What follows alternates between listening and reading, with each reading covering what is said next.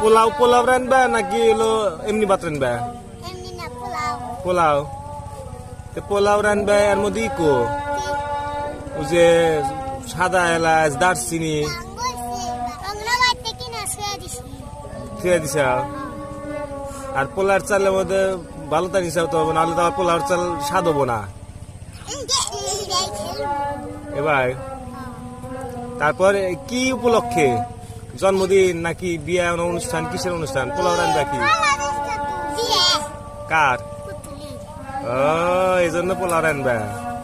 আর পোলাওয়ের সাথে কি গোস্ত রান্না না? খালি পোলাও,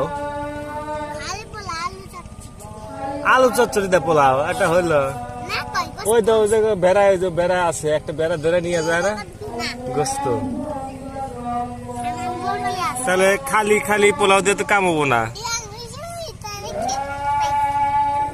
গোস্ত লাগবে গোস্ত।